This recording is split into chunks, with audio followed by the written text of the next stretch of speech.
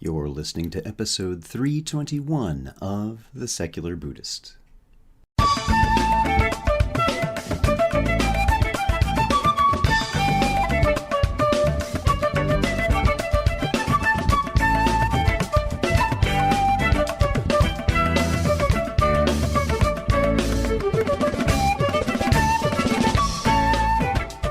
Welcome to The Secular Buddhist. I'm Ted Meissner. The Secular Buddhist is the official podcast of the Secular Buddhist Association, a grassroots-driven effort to answer the needs of secular teaching and practice for contemporary society. The podcast has interviews and roundtable discussions pertaining to engaged Buddhist training and practice, and the SBA website has show notes for each episode along with resource materials. Though the podcast focuses on core practice from a secular viewpoint, more traditional teachings are welcome and openly discussed. John Negru returns to the podcast to speak about his new book, Bodhisattva 4.0, a primer for engaged Buddhists.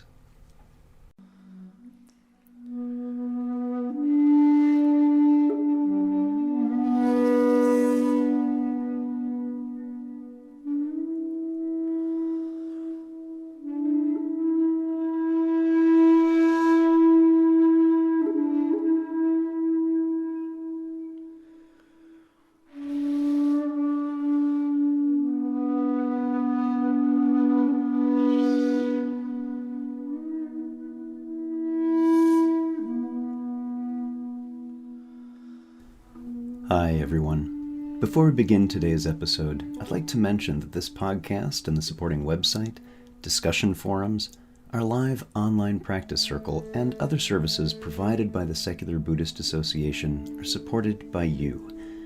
If you find this episode or any other offerings helpful to you in some way, I ask that you take a moment and visit secularbuddhism.org and click on the Contributions button. There are many ways you can help, which are listed on that page. And if you make a donation, it's tax deductible and helps ensure the SBA is able to continue the exploration of secular Buddhism. Thank you. We're glad to have you join us on the conversation.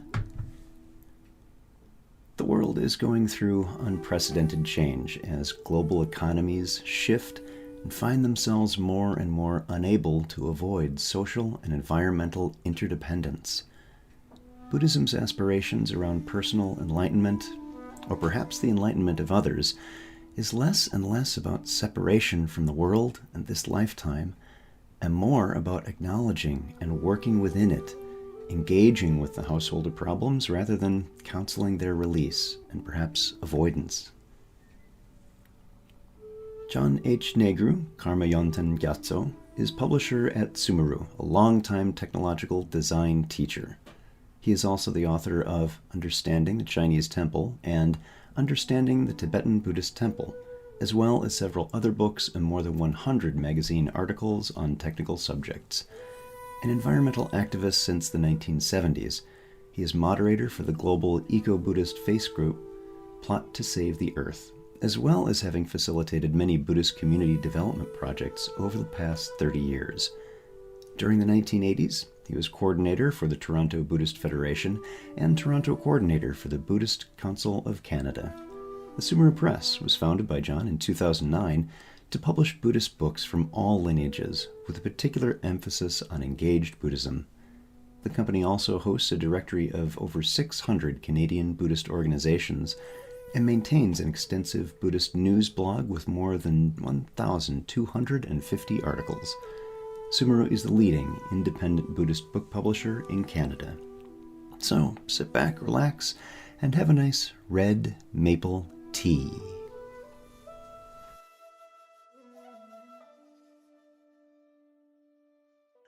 Our guest today is John Negru. John, welcome back to the podcast. Good to see you again. Thank you, Ted. Nice to see you too. So you've been on a few times before, so I want to dive right into our topic for today. And for those who are listening who haven't heard the interviews that I've done with John and others, I'll be linking those on the episode page this episode so you can find out more there. But let's talk about our topic for today, or the first one we're starting with, which is your new book. And the subtitle about that is what caught my eye, a primer for engaged Buddhists. And there are a few different levels that surfaced for me on that. I'm wondering if you'd unpack that a little bit. Primer and engaged Buddhists. Sure. So uh, we have had, of course, a number of books from Thich Nhat Hanh using the term engaged Buddhism. But in terms of the fleshing out, if you will, of those concepts, there really hasn't been a lot of material published. And uh, so people have a sort of fractured sense of what engaged Buddhism is about. Some people think it's about social justice. Some people think it's about environmental issues. Some people think it's about the continued secularization of Buddhism and the uh, sort of Buddhification, if you will, of uh, regular thought. So it seemed to me that there was a lot of room there to really apply the perspective of engaged Buddhism to real problems that the world is experiencing now. And from my background in the Buddhist world, I really felt that there was a disconnect. There's a lot of Buddhist books and a lot of Buddhist talk about perfecting our humanity or becoming enlightened and so on and so forth. But when it comes to actually dealing with climate crisis or addiction or so many other of the topics that consume us on a day-to-day basis, Buddhism didn't seem to have a lot to say, which upset me tremendously. Yeah. So basically I said, okay, I want to write a book for Buddhist teachers to understand all of these other issues that are consuming the world, food insecurity, violent culture on television, artificial intelligence, all these different things, in a way that they could then speak intelligently about those things and that they could engage with other groups to make positive change in the world in those areas. So rather than just make noble statements about this, that, and the other, I said, okay, I want to give them the links, the actual resources that they can go to find out about these things. So if you want to read about cyborgs, or if you want to read about artificial insemination and in vitro fertilization, if you want to read about the impacts of logging in Indonesia for palm oil plantations, et cetera, here's the resources to do it. So that's the primer side of it. It's to say, if you really want to address these issues, this is what you need to know. You can't just make benign, noble statements about caring for all beings, right? So that's sort of where it came from. And the Bodhisattva 4.0 part of it had to do with my background as a technology educator and saying, well, here we are in the cusp of the fourth industrial revolution. We've got artificial intelligence, we've got geotagged this, that, and the other, Fitbits, smartwatches, whatever. You know, the traditional sense of what a bodhisattva is or what a bodhisattva does, hopelessly out of date. So let's get with the program. Yeah. And I want to come back to that towards the latter part of our conversation, because there's some unpacking I want to do a little bit on this. What I see is a bit of a tension between classical approach to views on the path, extinguishing, separating, letting go, and being engaged. Right? That's the opposite direction. So I want to talk a little bit more about that in a little bit, but just kind of thinking about the book itself. I'm wondering, you talked about what's in the intent of it, and I'm wondering about some of the aspirations of what you hope will happen for it. So you've written it for teachers as a reference for those who might not have that kind of understanding and breadth of experience. What are you hoping will happen then with it? That's a good question. I don't really know. In the best of all possible worlds, I would say that when I was doing the research for this book and exploring all of these other wonderful organizations outside of the Buddhist bubble, I was very impressed. And I found many interfaith organizations like the Alliance of Religions for Conservation, like Green Faith, like the Interfaith Rainforest Network, and so on, who were doing great work. And then I thought, oh, this is great. I got to find out who the Buddhist people are in these organizations so I can make contact with them. And I dig in and I find, oh, there's no Buddhists. Where are the Buddhists? Why aren't the Buddhists engaging in these things? So I got to a place where I thought it's not enough for Buddhists to talk about these things or to act within their own spheres about these things. It's time for Buddhists to join these other groups and to listen. Yes, we have great things to add, but Buddhists need to go and be students. And so in that sense, I guess my biggest best world scenario for this would be that a lot of Buddhists would take their engagement as the reason to join these other groups, lend their voices, and participate in these really important issues that determine the fate of the world. I know it sounds melodramatic, but that's really where we're at. It is, yeah. Yeah, it's not melodramatic, it's just simply factual at this point and Yeah, where we are yeah. in human history. So I want to spend just a little bit more time on some of the furnishings of the book and maybe have you talk about the format of it, because it's a little bit different. Okay, Yes. a lot bit different than other Buddhist books I've read. And I want to give you a chance to talk about that. So maybe you Okay. can describe that. Well, I come from a graphic design background, and I know from my graphic design background that 50% of what we learn from texts has to do with the way they're laid out. The meaning comes through in the design, not just in the words on the page. And so I thought, okay, I want to cover a lot of territory here, a mile wide and an inch deep.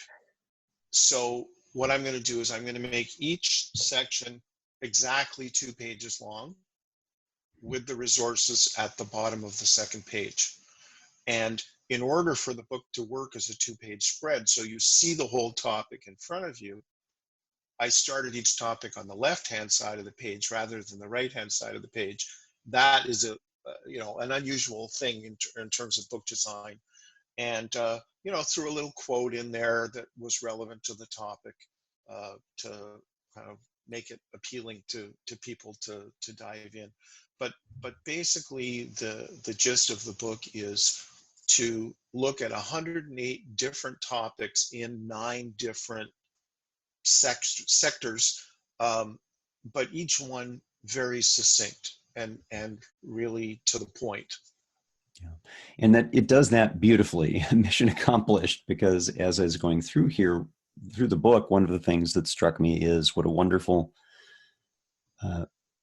encyclopedic overview it is for people who might not have much experience in the various things that you talk about here. So in your practice section, life hack, in your culture section, Buddhist P2P or Buddhist apps, or in play, celebrity. So just there's so many things in here that it just makes it a wonderful reference tool. So for people who are listening, that's one of the things that I want to mention to you. And then John, for you, one of the things I also noticed is you made this not just very accessible, but culturally savvy too. I'm seeing references to well-known movies, to books, articles people might not have heard before. And I'm Right. wondering if this was an intentional social awareness in promoting that with the book.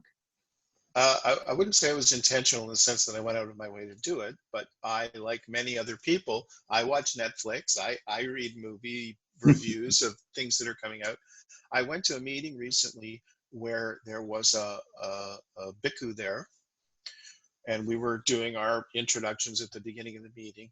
And he introduced himself by saying, I have not watched television, listened to the radio, read the newspaper, or browsed the internet for 5 years. I just do my Buddhist practice. And I was horrified when I heard that. Yeah. And I was the next person to go. And I said, well, unlike this bhikkhu, I'm exactly the opposite. I think it's really important for Buddhists to watch television and listen to the radio and read newspapers and stuff, because if Buddhism is irrelevant to the people's daily lived experience, why are they going to have any interest in Buddhism? Right. And How can you help them? How can a celibate priest, for example, give marriage advice to a couple? You're not able to connect in that way. So I agree completely. right, yeah.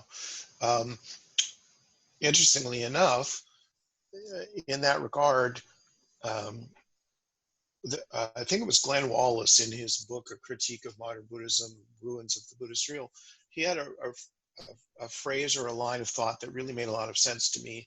He said, anytime a religion presents itself as the answer to every problem, it then spends all of its time creating institutions to justify that position. And the more it does that, the more irrelevant it becomes to all the real problems for which it really does not have solutions, right? So, for example, if we look at Greta Thunberg and how she has, you may like her and you may not like her, whatever, but the point is she has completely changed the zeitgeist of the planet. And in order to address the concerns that she's talking about, we're going to have to change corporate culture and the power that corporations have over government. Well, I don't know of any sutras that tell you how to do that, right? Right. So if a Buddhist teacher is going to tell me, oh, well, you just have to, calm your mind and be mindful of using less plastic bags. No, I'm sorry, that is not going to cut it. So we have to engage. And I think this is part of the richness of the conversation that I'm hoping to get into, is that this book is about doing. It's about taking action. Yes, exactly. And I'm wondering if you feel that Buddhism is turning a corner in becoming more engaged. Because as I mentioned earlier, this is literally diametrically opposite of what some of the ascribed ideals are in Buddhism, is relinquishing, letting go, not engaging in the householder life. And we're talking about, no, the householder life is the life that is really changing the planet to even making it uninhabitable. And that does matter. So I want to hear your thoughts about that. I was a monastic for 5 years. And so I do have some sense of that perspective. It's not like I'm coming at this fresh. I've been practicing for quite a long time. I think that let me dive into a little conversation about environmental issues for a moment. So I think we've come to a watershed place where the vast majority of people now understand that what the scientists are telling us about what the Anthropocene is doing to the planet is real, it's factual. And that if we continue on the path that we are continuing, we are screwed, basically, very soon. And yes, there will be corporate interests who will fight that. Trump will take the United States out of the Paris Accord, et cetera, et cetera. But the reality is still there. And all of a sudden, people are waking up to the imminent demise of not just humans, but we're going to take a lot of this stuff with us, right? We're going to get rid of, extinct all those animals, wipe out those plants, raise the sea levels, and that'll be that, basically. So it's in our own enlightened self-interest to protect our biosphere. Otherwise, we won't be here.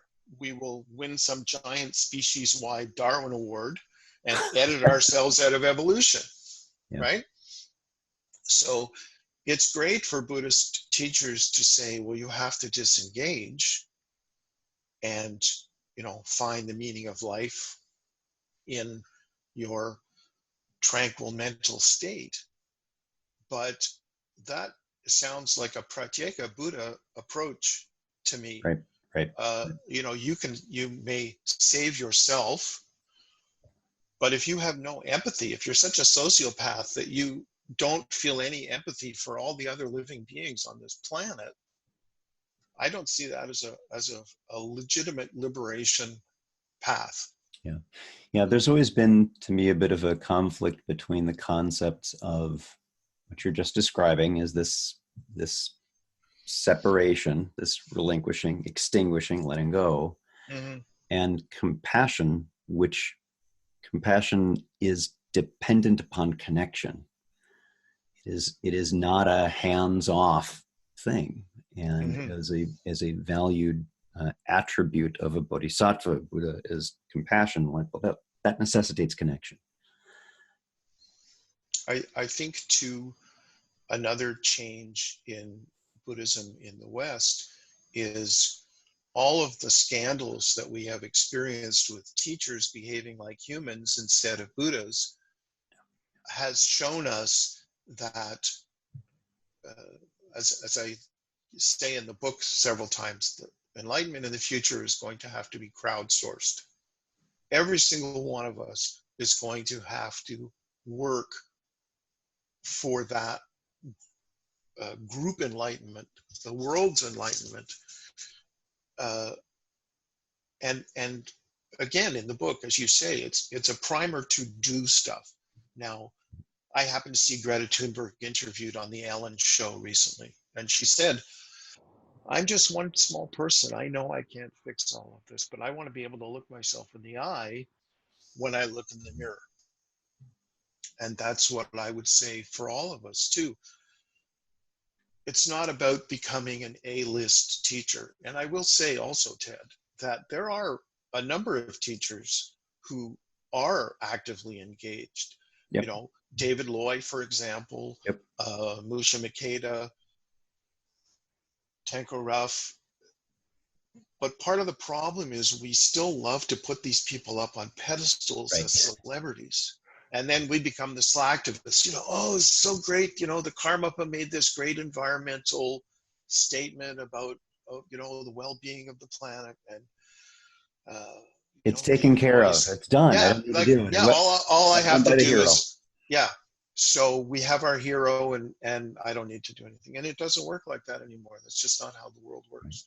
I'm glad to see that folks like Bhikkhu Bodhi, for example, is speaking up about the importance of this. So seeing Yes. that happen is really a wonderful turning point to me, one of the great indicators of that. Yes, I agree.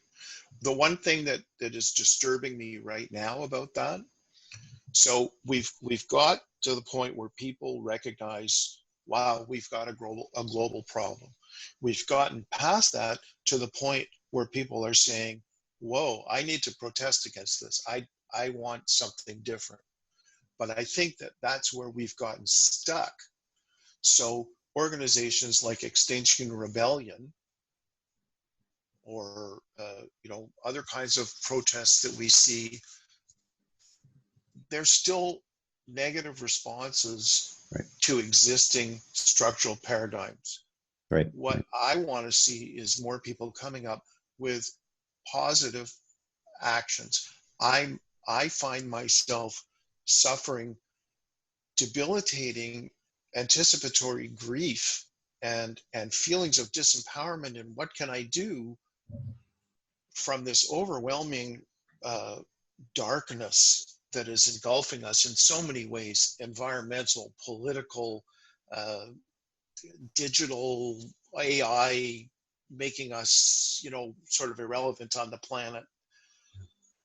So I really hope that we move beyond the protest stage to saying, well, here's something you can do. Here's something you can do. Here's something you can do.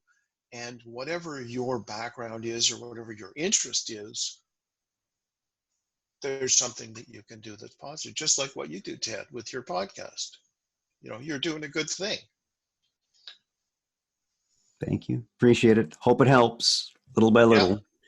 And on that theme, this might be a really good segue for us to something else that, for the listeners, by the time you hear this, it will be available. There's something else, John, that you wanted to share with folks. Yes. So I moved to Ottawa a couple of years ago and was trying to find out more about the Ottawa community. And I happened to read a magazine article about an ecology professor, Paul Keddy, who had donated 100 acres of land around his house to a world, not to the World Wildlife Fund, but to a wild trust, land trust here in Ontario, and how he was really promoting this preservation of wild land. And somewhere deep buried in the article, it mentioned he was a Buddhist. And I thought, oh, I got to talk to this guy. So Finally. long story short, I did. And of course, we were lamenting the state of affairs of so many things.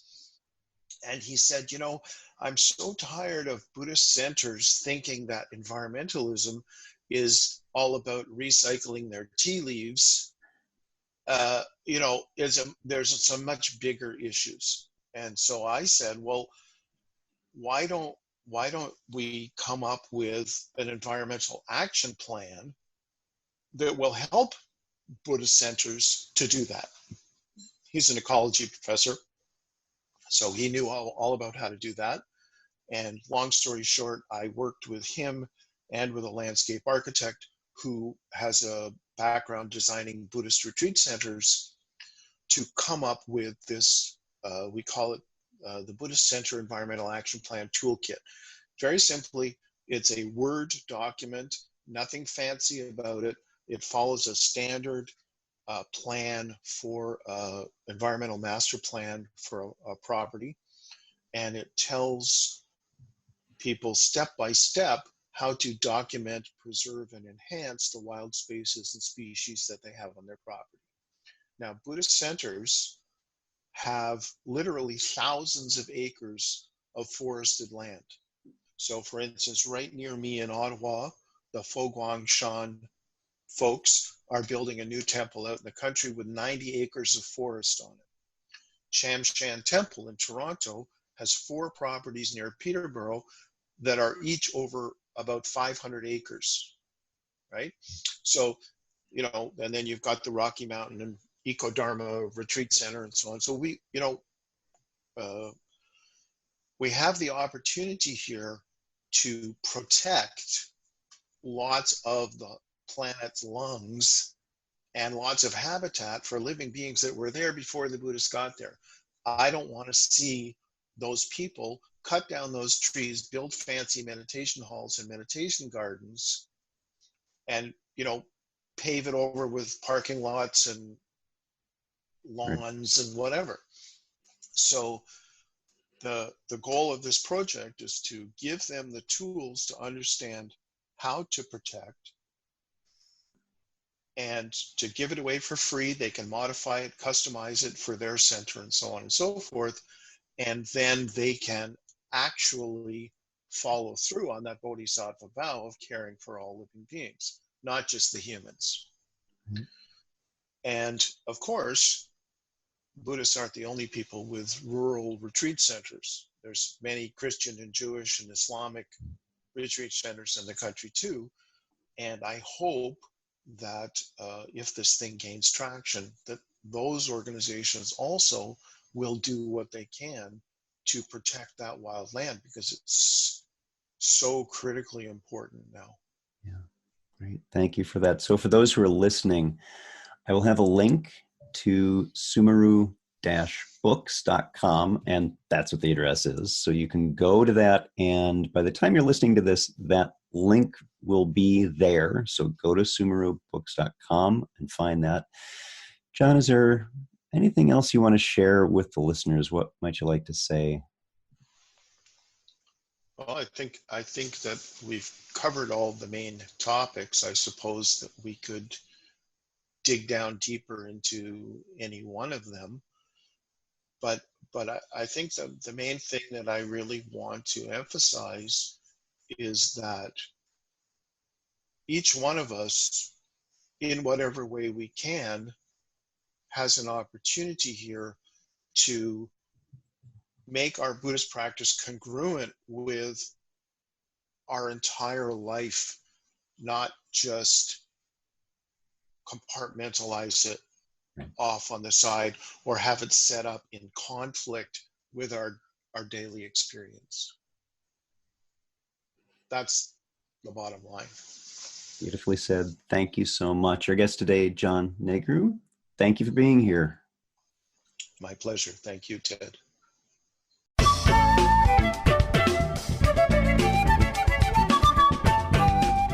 Thanks for listening. If you'd like to learn more about something you've heard in today's podcast, please come visit the SBA website at secularbuddhism.org, and you'll find an entire webpage devoted to this and every episode. Discussion about this episode can be found on the episode page itself, along with show notes. The music for The Secular Buddhist is used by permission from John Kaizan Neptune's CD, Steps in Time. Additional music is provided courtesy of Monty Levinson of Taihei Shakuhachi and Rodrigo Rodriguez. Their websites are also linked on the SBA site on the About Podcast Music page. Until next time, remember, every moment you have a choice. Make it the best you can. See you next time on The Secular Buddhist.